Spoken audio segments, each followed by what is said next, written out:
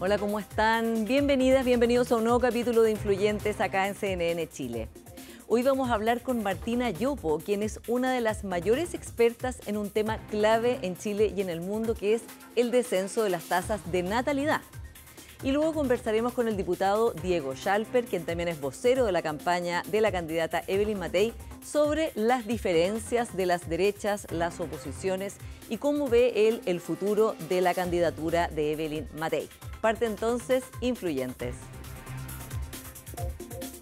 Martina, muy bienvenida a nuestro programa. Muchas gracias, Paula, por la invitación.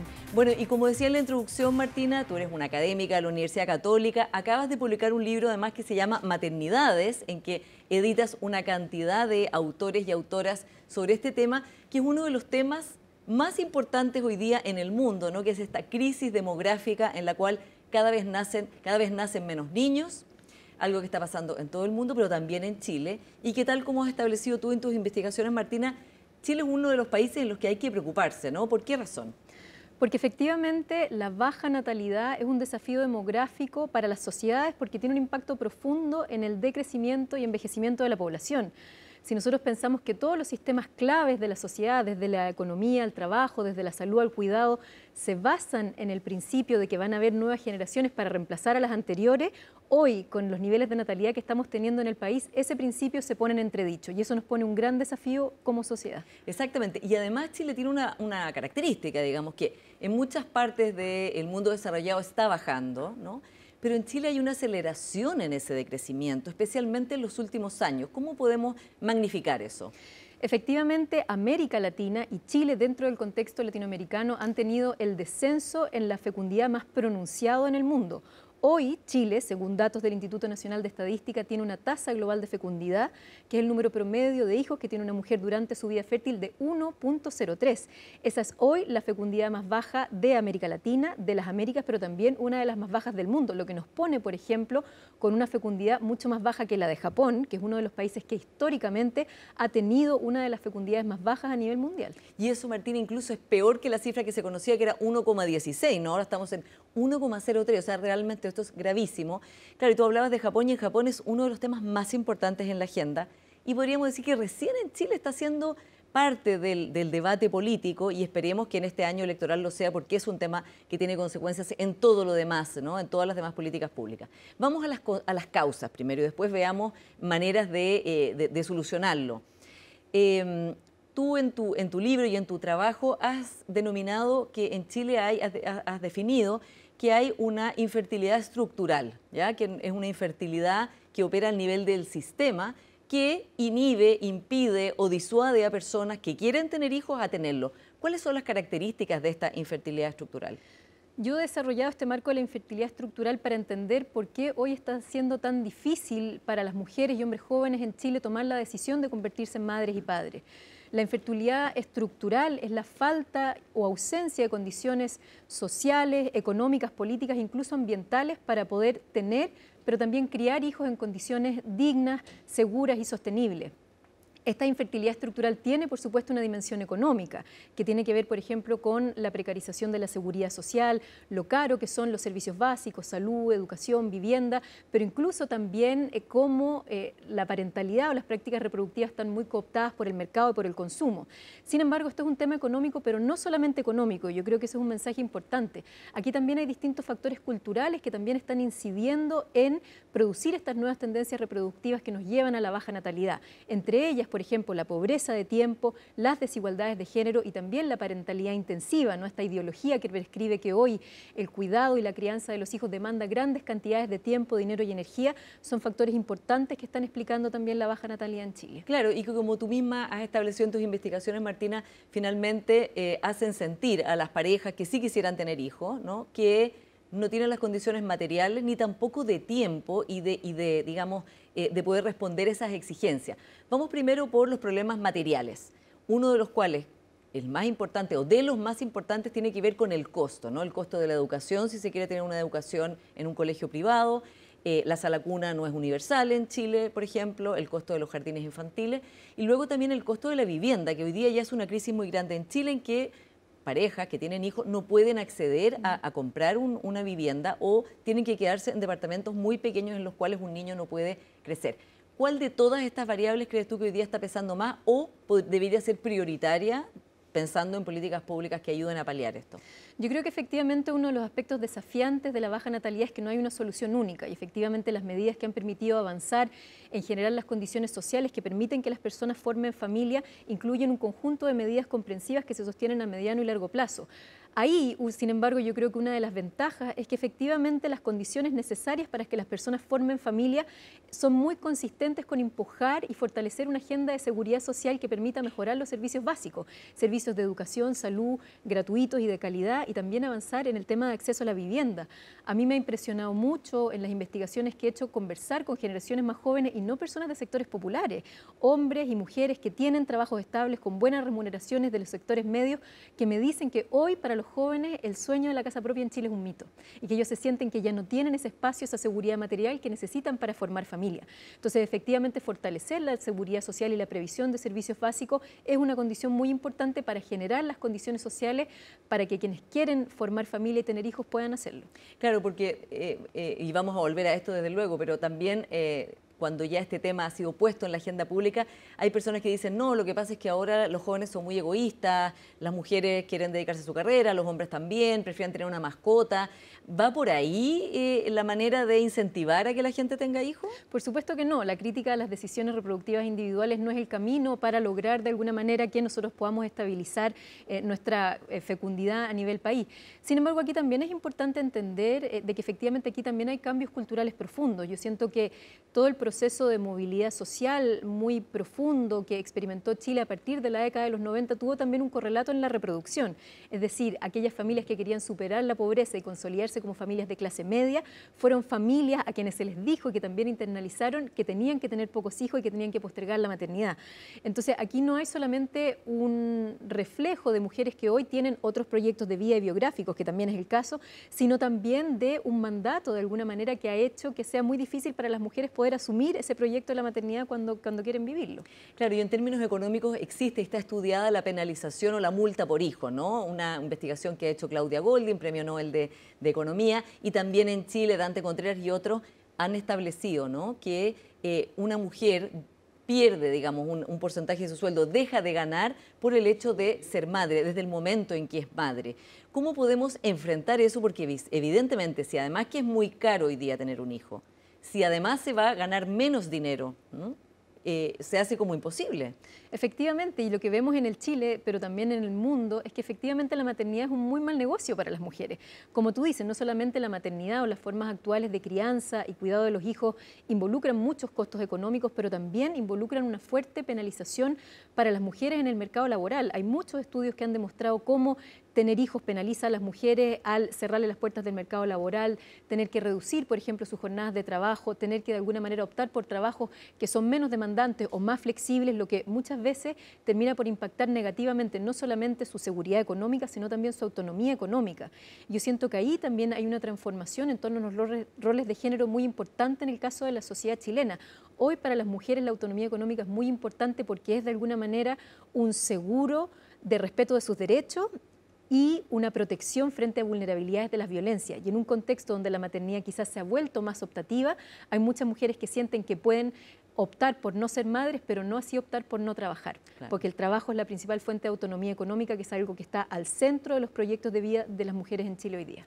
Claro, y justamente es eso lo que se pone como en cuestión, el que una mujer pueda trabajar remuneradamente y ser madre.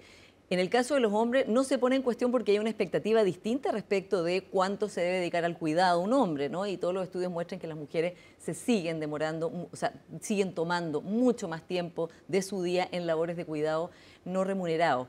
Entonces, ¿cómo se puede ir solucionando esto, ¿no? Porque hay como una disonancia en lo que la sociedad pide, que las mujeres sean madres, pero por otro lado las que lo son no tienen ningún apoyo ni desde el punto de vista del trabajo, ni desde el punto de vista de cómo la vida social surge en las reuniones de apoderados, digamos, las exigencias de los colegios, etcétera, para poder lograrlo.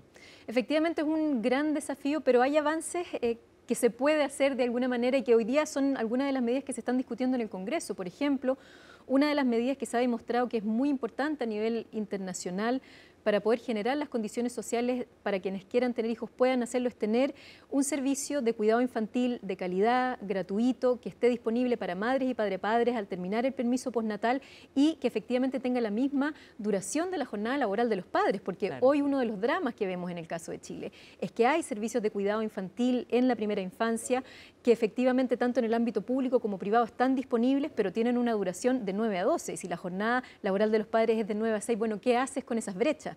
Entonces ahí también, finalmente, lo que viene a profundizar de alguna manera esta falta de condiciones sociales son también desigualdades socioeconómicas, de manera muy importante, porque quienes tienen la capacidad para comprar, por ejemplo, tiempo de cuidado, quienes tienen la capacidad para suplir esas necesidades de cuidado de los hijos.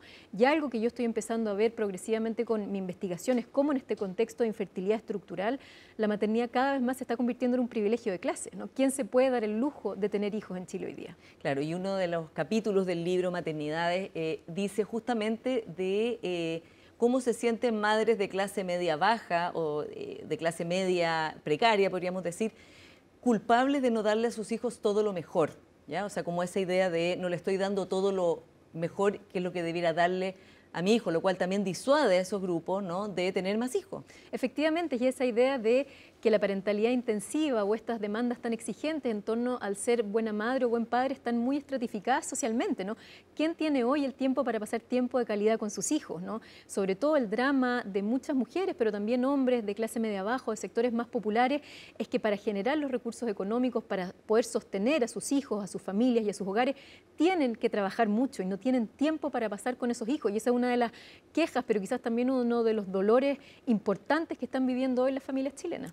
Bueno, y también en los sectores más acomodados también está el problema de la culpa y también está el problema de sentir, como se dice en el libro, que la maternidad es muy exigida y muy exigente hoy. En tus investigaciones de campo, ¿qué has percibido tú de la sensación de la maternidad hoy día en las mujeres que han optado por serlo ahora y antes? Que efectivamente hay cambios muy importantes, ¿no? Yo en mi tesis doctoral investigué cambios en la transición a la maternidad en Chile y conversé con mujeres de distintas generaciones. Me impresionaba mucho cómo las mujeres que hoy tienen 80, 90 años ya deben tener.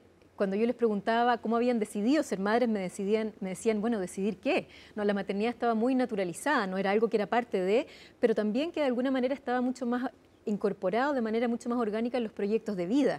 Las mujeres no sentían que necesitaban encontrar un tiempo exacto ni que tenían que prepararse tanto para poder asumir el rol de ser madre. Hoy, si bien las mujeres tenemos mucha más libertad, efectivamente la maternidad se ha desnaturalizado y ahí también han habido transformaciones culturales que han hecho que hoy ser mujer no necesariamente signifique ser madre.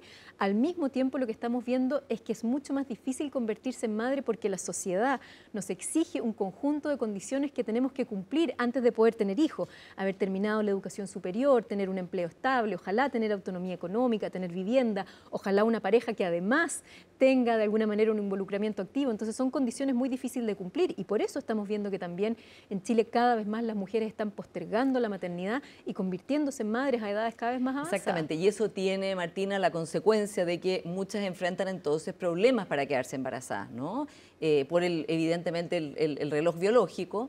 Y en ese sentido es importante que en la última cuenta pública se anunció que los tratamientos de fertilidad asistida podrían, digamos, la idea es que estén disponibles en el servicio público porque son tratamientos muy caros que normalmente se hacen en el sector privado. ¿Tú crees que eso puede tener una consecuencia positiva en el sentido de ampliar el abanico de posibilidades? Absolutamente, me parece una medida muy clave y yo celebro que es algo que el presidente Gabriel Boric haya incorporado en su cuenta pública como un compromiso de elaborar y presentar un proyecto de fertilización asistida, porque efectivamente lo que vemos en el caso de Chile, como tú muy bien comentabas, es que a medida que las mujeres postergan la maternidad, cada vez más tienen que lidiar con algo que se llama infertilidad asociada a la edad, ¿no? Por esta idea del reloj biológico, la reproducción fisiológica de las mujeres sin asistencia es menos eficiente a edades avanzadas y hoy lo que estamos viendo es la realidad de muchas mujeres que han postergado la maternidad, muchas veces no por ser egoístas, sino que para poder generar las condiciones que hagan su maternidad posible y que después efectivamente les cuesta lograr un embarazo.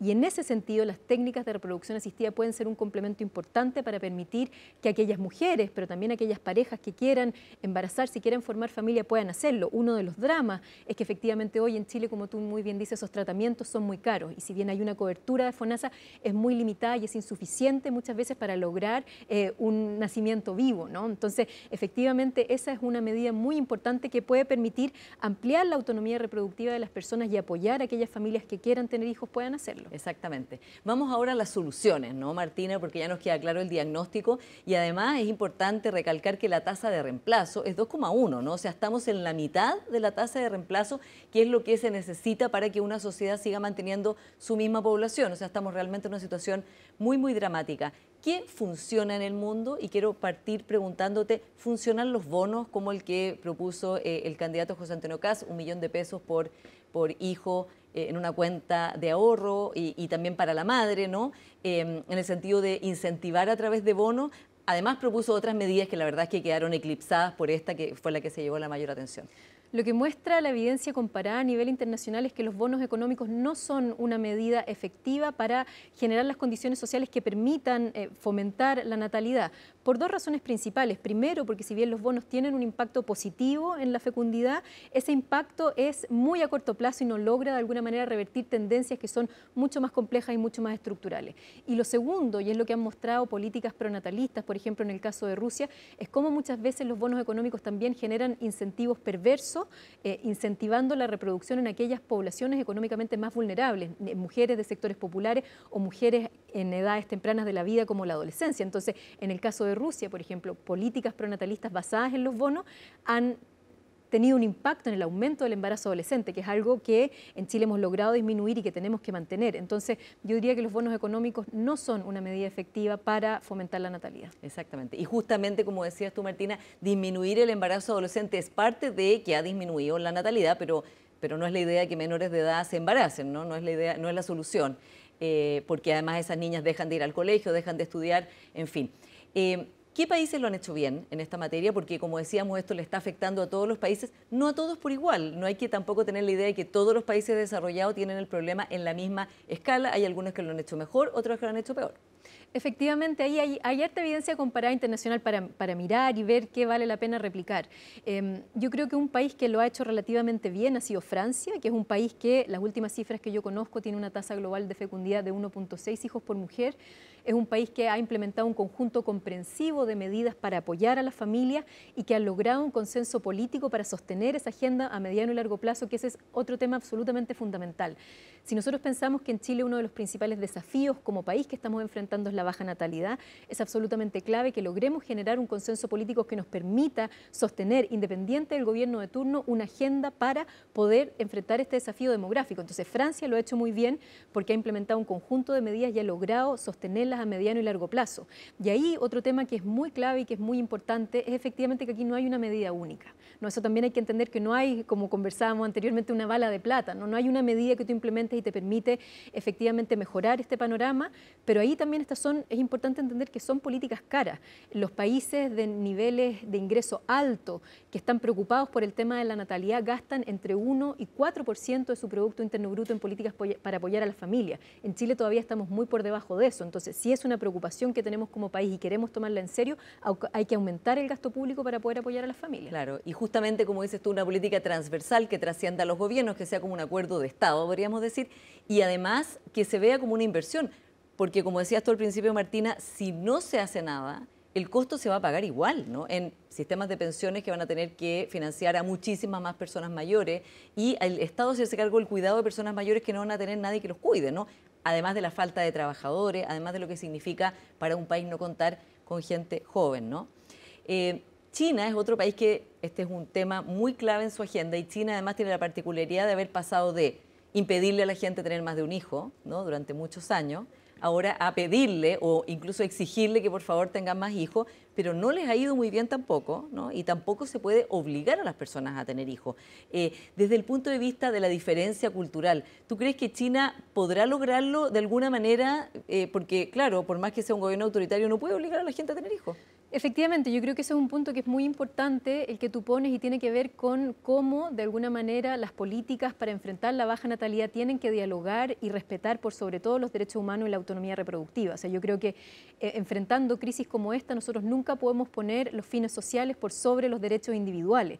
Y efectivamente lo que vemos a nivel comparado internacional es como muchos gobiernos, sobre todo la mayoría de gobiernos de ultraderecha o gobiernos autoritarios, están imponiendo una agenda pronatalista muy agresiva, pero que además es una agenda muy compleja porque no solamente vulnera el derecho de las personas a no tener hijos si no quieren tenerlo, pero además son agendas que muchas veces van de la mano con la reinstauración de un orden conservador en términos de género y de familia, y también con una idea de reproducción que es muy xenofóbica y eugenésica, esta idea de que solamente algunas personas tienen el derecho, debiesen tener el derecho a reproducirse y otras no. Entonces yo creo que efectivamente hay que mirar con mucho detalle cuáles son las políticas que sirven y evitar políticas pronatalistas y siempre tener por delante el respeto a los derechos humanos y la autonomía reproductiva de todas las personas. Claudia Goldin también midió los distintos países de la OCDE, ¿no? Los distintos países europeos, y descubrió que no todos habían tenido una caída de la natalidad de la misma manera, y que aquellos países que habían tenido, como podríamos decir, una modernización de su economía muy rápida, no a la par de un cambio cultural, eran los que habían experimentado una baja más grande. Y que países en los cuales, como podríamos decir, la modernización económica había sido a la par de una modernización cultural, países nórdicos, por ejemplo, donde hay igualdad de género, es parte de su contrato social, no había caído de esa manera, ¿no? Desde esa perspectiva, ¿qué se puede hacer para un cambio cultural en Chile que sea favorable a que las personas que quieren tener hijos tengan hijos? Ese punto es absolutamente clave, y ahí se me viene a la mente el caso de Corea del Sur, ¿no? Que es un país que tiene ingresos muy altos, es un país que ha tenido la baja natalidad como una preocupación pública hace muchos años, pero no ha logrado revertir la tendencia pese a la gran inversión pública y al conjunto de políticas, y es porque es un país que tiene, por ejemplo, una cultura de trabajo muy intensa, donde hay mucha pobreza de tiempo, pero también donde persisten las desigualdades de género. Y yo he visto, como también la evidencia que tú mencionas sugiere, de que efectivamente las desigualdades de género son un nudo crítico. Hoy las mujeres en Chile cada vez tienen menor tolerancia a la posibilidad de reproducirse en condiciones tan asimétricas y tan desiguales. Entonces yo creo que efectivamente tenemos que empezar a avanzar en políticas de corresponsabilidad que permitan redistribuir los roles y responsabilidades asociados a la reproducción social y en particular al cuidado y la crianza de los hijos. Ahí, por ejemplo, yo creo que la implementación de la política del registro de deudores de pensiones de alimentos es absolutamente clave. O sea, es esta idea de que efectivamente los hombres tienen una responsabilidad económica no solamente declarada, pero también efectiva en el cuidado de sus niños, y eso yo estoy empezando a ver en mis investigaciones, está produciendo un cambio cultural. Hombres que hoy sienten que no es tan fácil tener hijos, que tener hijos conlleva más responsabilidades. Yo creo que cualquier política que se implemente en el ámbito de la natalidad tiene que ser una política que tenga una perspectiva de corresponsabilidad. Por ejemplo, se está empezando a discutir un proyecto para extender el permiso postnatal parental. Se sugiere 1 año para las mujeres, 1 mes para los hombres. Desde mi perspectiva eso es un error, porque va a terminar por profundizar las desigualdades y la penalización que las mujeres enfrentan en el mercado laboral. Ahí debiesen ser, desde mi humilde opinión, 9 meses para las mujeres, 3 para los hombres, y que esos 3 meses de diferencia de la mujer puedan pasar al hombre para que ambos puedan tener 6 meses si es que así lo quieren. La institucionalidad, en este caso la política pública, no se puede hacer cargo de cambios culturales, pero sí puede empujar medidas que permitan avanzar en esa dirección. Exactamente. Yo creo que ahí es el rol clave de la política pública en ese sentido. Claro, y no seguir con los estereotipos de género de quién cuida y quién provee. Martina Yopo, académica de la Universidad Católica, autora del libro Maternidades, muchas gracias por esta conversación. Muchas gracias a ti, Paula, por la invitación. Vamos a ir a una pequeña pausa y ya seguimos con más influyentes. Viene el diputado Diego Schalper. Espérennos.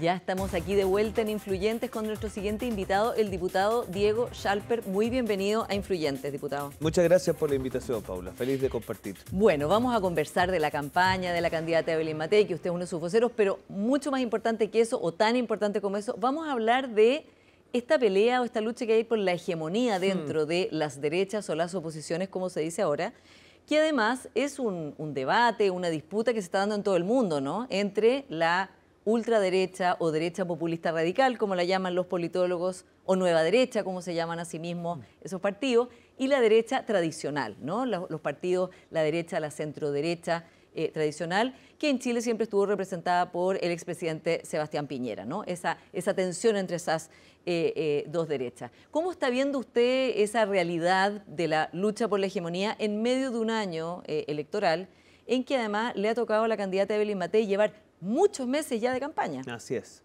Bueno, yo lo primero que te puedo decir al respecto es que en Chile eso adquiere una dimensión un poco distinta, porque yo soy de los que creen que, si somos honestos, desde el 2011, quizá un poquito más estricto desde el 2019, en Chile nos hemos metido en lo que yo llamo un ciclo de polarización, donde cierto cuestionamiento legítimo al modelo de desarrollo lo hemos procesado de una manera muy agresiva, con mucha confrontación, con mucha verborrea agresiva, que además, un poco tú lo decías, también ha tenido un poco expresión también en otros países. Ahora, lo que yo veo que ha ocurrido es que han surgido desde ese punto de vista en las derechas o en la derecha distintas miradas, yo te diría, a partir de ciertos desafíos que la centro derecha quizás le faltó asumir con más fuerza. Entonces tú ves que en el caso de Johannes Kaiser empatiza muy bien con el malestar que genera un exceso de burocracia estatal, y sus primeros discursos estaban muy de la mano de eso. En el caso de José Antonio Kast me parece que enarbola un malestar de un mundo conservador o de un mundo más tradicional, que de alguna manera sintió que la centro derecha no fue capaz de interpretar esos sentires. En el caso social cristiano hay una cosa de este tipo. Entonces yo eso lo veo como un fenómeno posible y natural. Si la pregunta que se tiene que hacer, primero Chile y después la derecha, es si vamos a seguir en este clima de confrontación y por lo tanto nos vamos a seguir recriminando. Yo soy de los que lleva 40 años vivo, he escuchado toda mi vida las recriminaciones del periodo del 73, ahora vamos a tener nuevas recriminaciones de cómo estuvo usted parado en el estallido, o si vamos a dar paso a un espacio de cooperación. O sea, esa es la pregunta central, en mi opinión, en el mes de noviembre. Y la otra en la derecha es si nos la vamos a jugar con un proyecto con convicción de mayoría, o si nos vamos a jugar, digo el electorado en general, por un proyecto con convicción de identidad. O dicho de otra forma, si se influye en un país desde administrar una minoría incidente, o si usted influye en un país siendo capaz de conducir una mayoría que aspira a gobernarte, fija. O sea, yo creo que ese es el matiz central. Y yo creo que esas son las preguntas que van a resolverse aquí en noviembre. Yo confío, para serte franco, Paula, que Chile ya está un poquito hastiado de esta polarización. Está hastiado de este clima de permanente controversia, de estarnos sacando los unos a los otros cosas en cara. Yo lo que observo es que los chilenos quieren pasar un ciclo donde las cosas se resuelvan, donde se adquieran seguridades, donde recuperemos el orden. Y al mismo tiempo yo creo que el electorado de derecha, después de mirar lo que fue la experiencia del 2021, después de mirar lo que fue el segundo proceso constituyente, y un poco lo que ha sido dando en el mundo, es que se la tiene que jugar por una centro derecha con vocación de mayoría, pero eso le pone una tarea a la centro derecha, que es tener una identidad. Exactamente esa es la pregunta que tengo, diputado, porque usted ha sido de los que más ha criticado a la exconcertación o al socialismo democrático, que usted ha dicho que se acomplejaron frente al Frente Amplio, ¿no? Que el Frente Amplio les dijo que los 30 años no valían nada. Eso al principio, porque sabemos que esa narrativa ha cambiado y el presidente Boric ha sido bien elocuente en esa materia, pero que en ese momento decían que los 30 años no eran malos, que habían sido autocomplacientes, que no eran realmente de izquierda, en fin, y que especialmente después del estallido, la exconcertación, en vez de defender su legado y explicar por qué no pudo hacer todo lo que quizás hubiera querido hacer, se había acomplejado y se había callado, ¿no? Sí. Y se había, de alguna manera, tratado de quedar en silencio hasta que pasara esto. ¿No pasa lo mismo ahora un poco en algunos sectores o en gran parte de Chile Vamos, que cuando son emplazados por el Partido Republicano, por sus líderes, por el Partido Nacional Libertario, cuando les dicen derecha cobarde, cuando les dicen que son de izquierda, cuando les dicen que no son capaces de enfrentar la delincuencia, en fin, un montón de cosas que le han dicho a la candidata y al proyecto de Chile Vamos, y cada vez que llegan a acuerdo, en vez de contestar, se quedan como en esa misma actitud?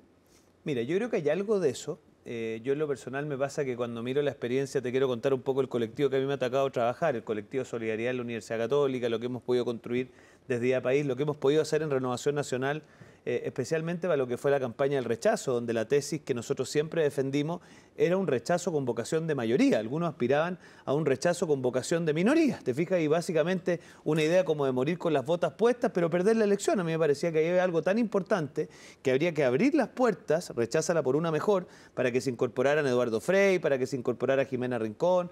Y ahí yo te diría que viene la primera disyuntiva de este tipo. Yo creo que un desafío pendiente de Chile Vamos, o de lo que yo llamo la centro derecha con vocación de mayoría, es entender que eso se logra construyendo una identidad, pero que identidad no es antónimo de vocación de mayoría. Algunos creen que tener identidad es transformarse en algo así como alguien irreflexivo e intransable. Es como confundir ser frontal con ser confrontacional, es confundir con ser grandilocuente con ser eficaz. Y yo creo que una de las alternativas que tenemos que aprender precisamente de lo que fue la historia de la centroizquierda frente al Frente Amplio, es un poquito mirar lo que sucede cuando otros, que también enarbolan una especie como de superioridad moral sobre lo que hay que hacer, nosotros tenemos que atrevernos a plantarles cara, decirle al país que los países se construyen con acuerdos. Yo hoy día en la mañana tenía una reunión con gente del mundo del emprendimiento y yo les hacía la pregunta, ¿ustedes cuando emprenden conversan con los distintos y pretenden básicamente imponerse por la vía de la grandilocuencia o más bien construyen espacios de colaboración, de encuentro? Entonces, yo creo que ahí nos ha faltado vehemencia y audacia en defender el camino de la conversación, en defender el camino de los acuerdos, en defender el camino de la eficacia. A mí me llama la atención que se habla con mucha vehemencia de enfrentar al crimen organizado. Pero si tú revisas los proyectos de ley que en este gobierno han sido los que han contribuido a fortalecer a Carabineros, a fortalecer la defensa del Estado, son redactados por Chile Vamos. Yo como autor del proyecto de ley, Naín Retamal, me llena de orgullo que el general director de Carabineros diga este es el proyecto más importante que han tenido las policías en los últimos años. Entonces, ahí yo siento que la tarea que tenemos las nuevas generaciones de centro derecha es defender la manera que tiene la centro derecha de hacer las cosas, que es identidad, pero con vocación de mayoría, con vocación de eficacia, y no solamente quedarse en la grandilocuencia, Paula, sino que ser capaces de construir un proyecto que es capaz de cambiar realidades. Mira, permíteme una frase. La confrontación en lo que decanta al final es el inmovilismo, en que las cosas no cambien. Y eso termina estallando de las maneras que conocimos el 2019, el 2020, el 2021. Entonces, yo al menos me la quiero jugar con mucha fuerza por salir a plantarle cara a la polarización, construir caminos de cooperación para adelante y que ojalá el país se debata entre alternativas que son capaces de trabajar juntas y no permanentemente frente al insulto y la confrontación. Eso sí, yo creo que no puede continuar. Esta falta de audacia, como dice usted, para enfrentar audacia y esto. urgencia. Audacia y urgencia de decir, esta es la diferencia que tenemos, ¿sí? ¿No? Hay una diferencia. ¿Estará incidiendo en que en las encuestas la candidata Matei ha ido bajando y que José Antonio Kast la ha ido alcanzando y en algunas encuestas aparecen empatados? Yo creo que una de las cosas buenas que ha pasado con la llegada de Diego Paulsen y otros más a la campaña es que nos hemos convencido de tres cosas que, modestia aparte, de alguno que las veníamos diciendo incluso en un programa que usted participa hace bastante rato. La campaña de la candidata tenía que adquirir cuerpo conceptual. Y cuando a mí me dicen orden, progreso y esperanza, lo que hay detrás, y lo vamos a ir contando, es mucho más que una triada simpática, sino que son convicciones profundas. Los países se ordenan sobre la base de trabajar con los distintos buscando acuerdos. Se alcanza el progreso cuando usted toma decisiones de largo plazo y no se queda solamente en la inmediatez, y los países se construyen desde la esperanza y no desde el miedo. Y ahí tenemos una diferencia con cierta manera de entender la dinámica de rememorar un pasado supuestamente mejor sobre la base del miedo al futuro. Nosotros no creemos que ese sea el camino para construir. Entonces, yo creo que era importante darle un chasis conceptual a la campaña. Segundo, tener una candidata que dijera, mire, yo tengo cercanía para gobernar, para escuchar y valentía para gobernar. O sea, soy Evelyn y Matei, ¿te fijas? Y creo que eso es un acierto porque va plantándole un liderazgo muy claro al país de cómo queremos seguir. Y lo tercero y muy importante era que los partidos que sustentan la opción de Evelyn Matei nos sintiéramos comprometidos con un proyecto en donde, permíteme un comentario, ganar la elección es solo parte del desafío. Si aquí tenemos que decirle a los chilenos que nosotros estamos en mejores condiciones de darle gobernabilidad al país. Bueno, y además ya es un hecho que es más fácil ganar la elección que gobernar después, ¿no? Eso Sin le ha pasado duda. a todos, sobre todo con un Congreso que, así como vamos, va a seguir igual de fragmentado. Exacto. Y quizás peor.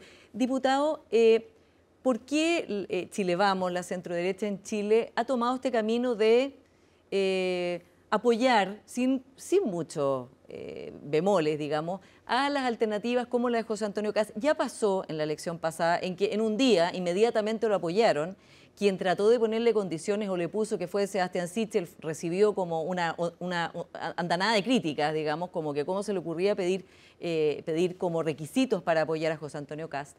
Y se lo pregunto porque usted, que vivió mucho tiempo en Alemania, estudia allá, uno ve el comportamiento de la CDU en Alemania, por ejemplo, que prefiere gobernar con la socialdemocracia, ¿no? Y no con la ultraderecha, no con AfD, ¿no? Considerado además un partido extremista por el Estado alemán.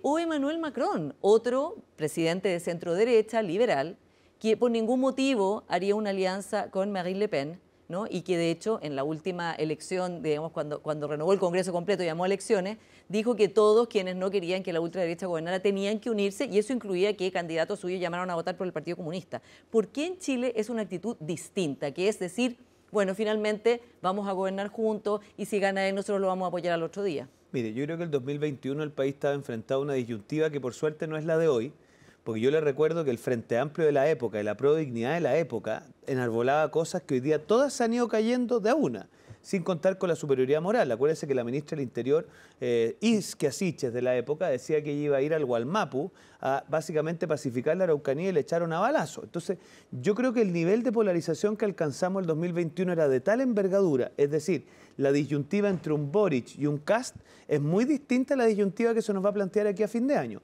Por eso yo cuando le digo que la decisión de noviembre es una decisión entre si usted se la va a seguir jugando por mantener este clima de polarización o al fin se la va a jugar por un espacio de cooperación, y si el elector de derecha se la va a jugar por un proyecto que tiene vocación de identidad o vocación de oposición o uno que tiene vocación de mayoría, estamos hablando precisamente de lo que usted plantea.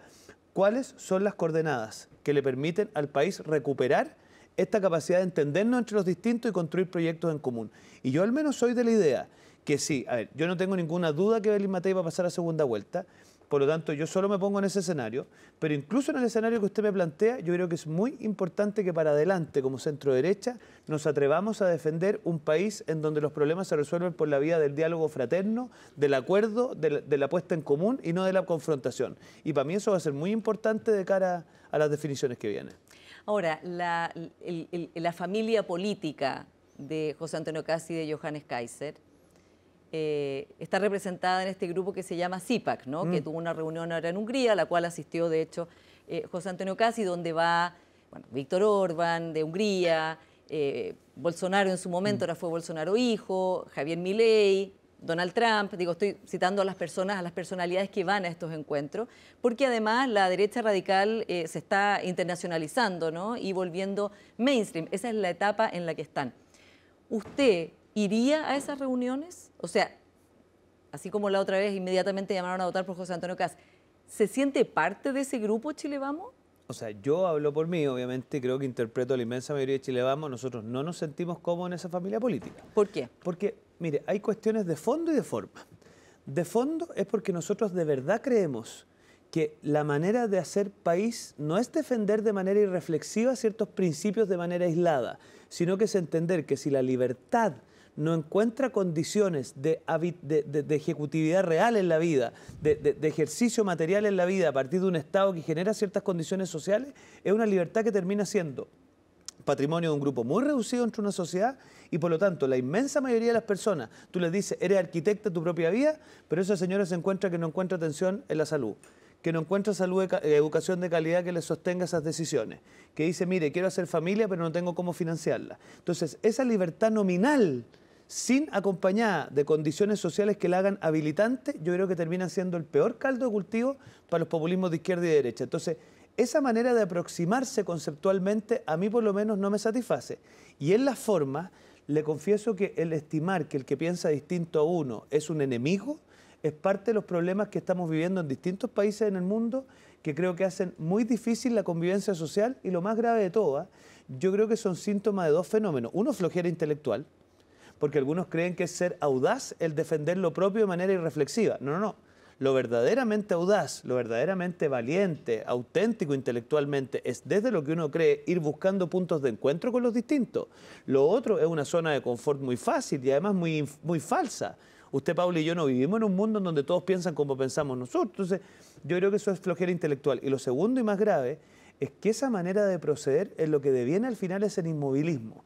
Y el inmovilismo lo terminan pagando los más pobres, lo terminan pagando las clases medias vulnerables, porque, seamos sinceros, mientras se debate de manera irreflexiva y agresiva, no se resuelven los problemas de las grandes mayorías. Entonces, yo creo que esa es nuestra pega, plantarle cara a estas cosas de cara al futuro. Ahora, Víctor Orbán, Donald Trump, Javier Milei, entre otros también, digamos, hay personajes de la izquierda también que caen en la categoría de gobiernos iliberales, es decir, que no respetan los principios de la democracia liberal. Sentado ahí mismo donde está usted, la semana pasada el rector Carlos Peña dijo que la elección de noviembre había como una frontera muy importante entre candidaturas que respetan los principios de la democracia liberal y candidaturas que no, y que eso era realmente lo que estaba en juego. Y del lado del respeto irrestricto a la democracia liberal estaban Carolina Toá y Evelyn Matei. Y fue muy claro en decir que para él, Johannes Kaiser y José Antonio Kast están del lado iliberal. Esas son palabras mayores, ya no es solamente un tema de fondo, o sea, digamos un tema de estrategia política o de una manera simplemente de la forma. ¿Coincide con ese análisis del rector Peña? Yo te confieso que tengo una diferencia con Carlos Peña. Yo creo que José Antonio Kast y Kaiser presentan propuestas de acción dentro del marco de la democracia. O sea, están muy lejos de, por ejemplo, la Alternativa para Alemania u otras cosas que yo he conocido.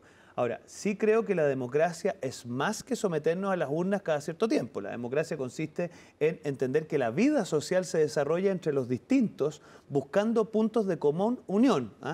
La palabra comunidad viene de común unión, o sea, de encontrar puntos en común entre los distintos. Y ahí efectivamente a mí la forma de proceder, el tratarse de manera insultante con el que piensa distinto, a mí me parece que no es tan coincidente con eso.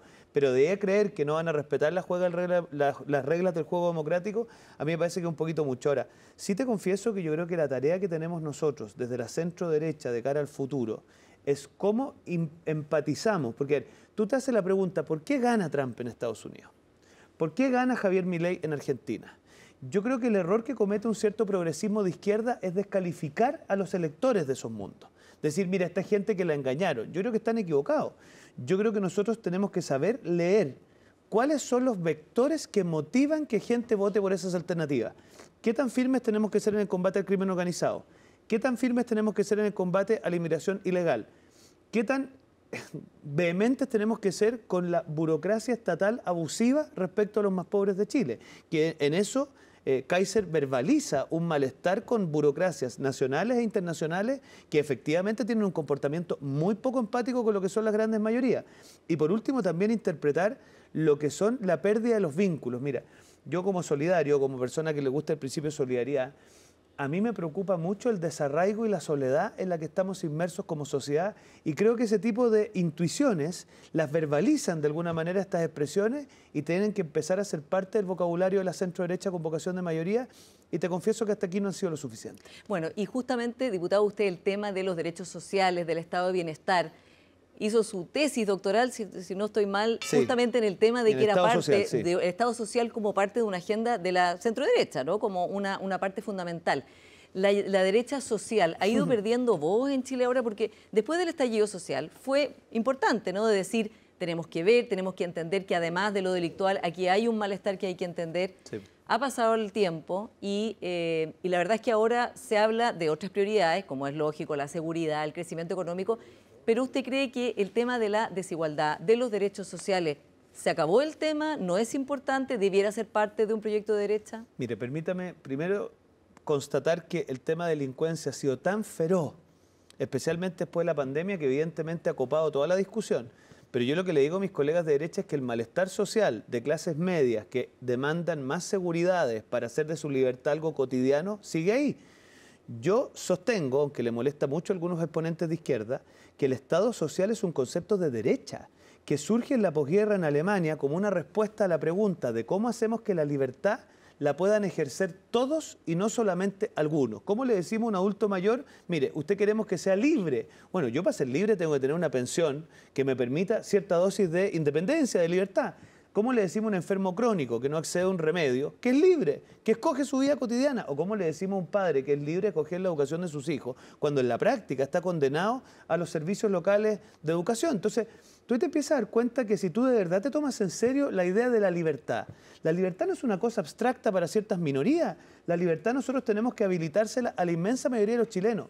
Y lo que hay detrás de la derecha social, o lo que a mí me gusta decir, la derecha solidaria, es cómo nos hacemos la pregunta en serio, de que todos tengan un real acceso a ser libres. No una libertad de papel, sino que una libertad que realmente sea ejercible en el día a día. Y eso supone hacerse la pregunta en serio en materia habitacional, en materia de un seguro único de salud, yo soy partidario de un seguro único de salud. En materia previsional tuviste que defendimos la importancia de aumentar las cotizaciones y aumentar la PGU, porque un adulto mayor que tiene una pensión indigna, en último término me parece a mí que es un adulto mayor que no vive con la suficiente libertad.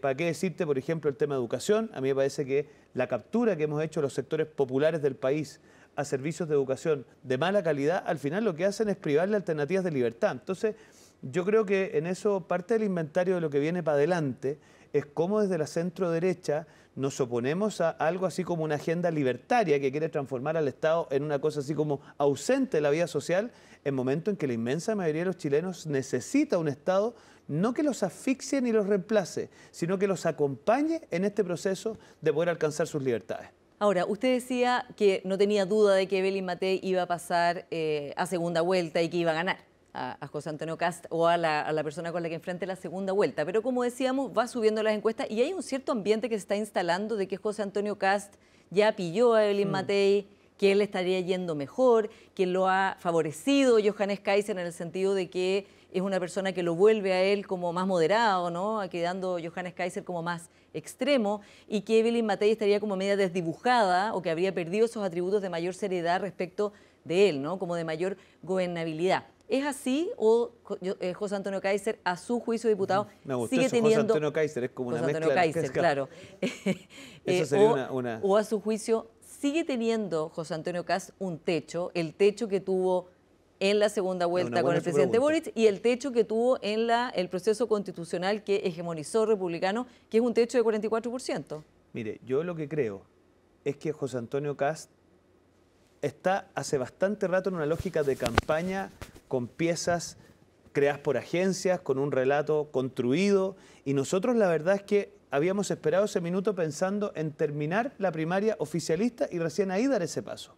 Yo creo que en vista del nuevo escenario tuvimos que precipitar esta situación, por eso Evelyn Matei inscribe su precampaña como lo ha hecho, por eso hemos hecho este lanzamiento que es importante para darle forma a la campaña.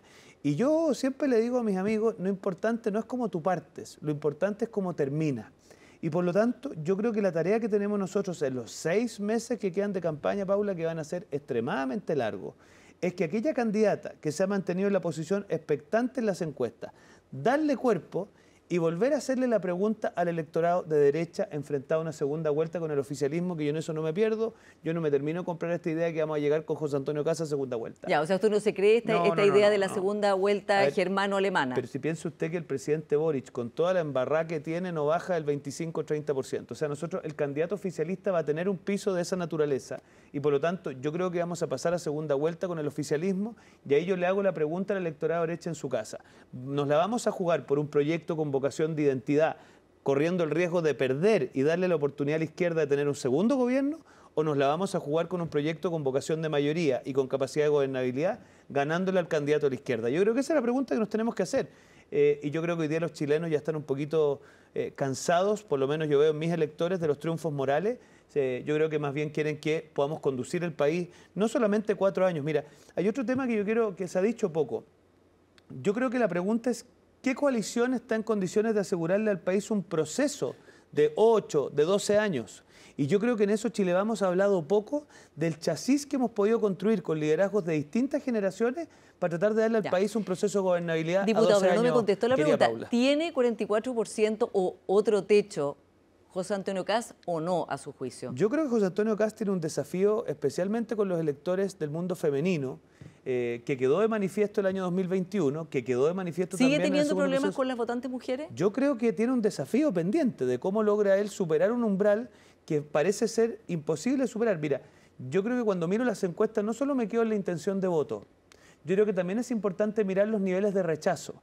Y hasta aquí yo no conozco ninguna encuesta en que los niveles de rechazo de los candidatos de otras derechas sean lo suficientemente bajos como para pensar que van a ganar en segunda vuelta. O sea, ¿usted cree que la única que gana en segunda vuelta es Evelyn Matei? No tengo ninguna duda, pero mire, más que lo que crea yo, esto es como cuando uno va al doctor. Los exámenes son lo que son, los números son lo que son, y aquí en esta oportunidad los números dan cuenta de que solo Evelyn Matei es capaz de ganar en segunda vuelta. Sí, se nos acabó el tiempo, pero si pasa a segunda vuelta José Antonio Kast con Carolina Toá, si ella ganara la primaria, que también está por verse, ¿usted cree que es posible que Carolina Toá le gane a José Antonio Kast? Yo creo que José Antonio Kast se enfrentó, lo digo en la mejor de las intenciones, con un candidato que dentro de lo que era el inventario de candidatos de la izquierda es el que aparecía como más radical y como menos preparado, y sin embargo le gana a José Antonio Kast por 10 puntos.